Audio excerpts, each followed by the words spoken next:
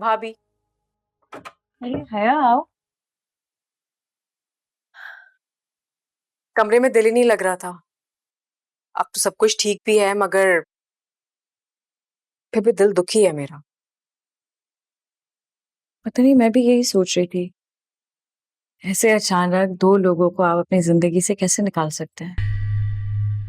बिल्कुल, आप भी वैसे ही सोच रही हैं जैसा मैं सोच रही हूँ।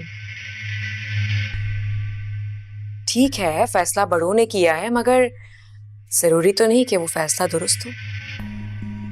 जरार से कहा था मैंने। खैर क्या कर सकते हैं, अम्मी जान का फैसला है। आओ बैठो। लेकिन मैं जानती हूँ भाभी, अम्मी जान अपने बेटों का फैसला, उनकी बात कभी रद्द नहीं कर सकती। मगर देखिए ना, हासिया पुप्पो के बारे में एक बार भी किसी ने सोचा नहीं। और इरम, चले ठीक है, उसने गलती की, उसको सजा मिली उसके किए की, मगर बेचारी आसिया पुप्पो, उनका क्या कसूर था? मुझे तो इरम भी कहीं से कसूरवार नहीं लगती। ठीक है, जो कुछ भी हुआ है कम से कम उसे बोलने का मौका तो दे। और जब वो अम्मी जान से बात कर चुकी तो अम्मी जान को चाहिए था ना कि वो कुछ करें इस बारे में। क्यों नहीं किया उन्होंने? हाँ, बिल्कुल ठीक कह रही हैं आप भाभी।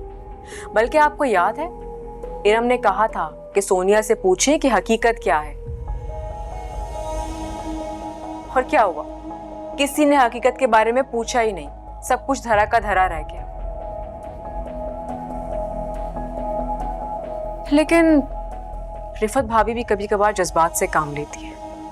वो याद नहीं है आपको, आपकी बारी में क्या हुआ था? तुम तो गवाह थी उस बात की। फिर मैंने सोचा अब इस बात को खत्म करते हैं, बिला वजह बात बढ़ जाती। बहुत अच्छा फैसला किया आपने। अब देखिए ना, बात बढ़ गई तो बेचारी आसिया पप्पो का क्या हाल हुआ।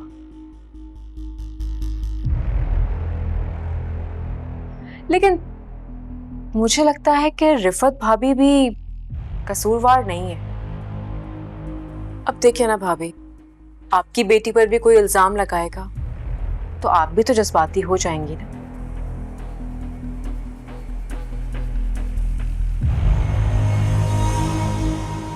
आपको पता है, मैं तो आसिया पुप्पो को खुदाफिज करने के लिए गई थी और मैंने क्या देखा वहां पर। इरम इतनी बदतमीजी से आदम चचा से फाइल छीन रही थी और बेचारी आसिया पुप्पो, वो तो मुसलसल इनकार कर रही थी। तुम सच कह रही हो? वाकई इरम ने बदतमीजी की है? हाँ हाँ, बिल्कुल ठीक कह रही हूँ। आसिया पुप्पो तो इनकार ही करती रही।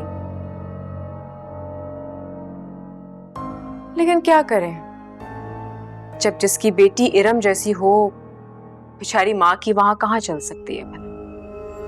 मुझे तो यकीन नहीं आ रहा कि इरम ने बदतमीजी की।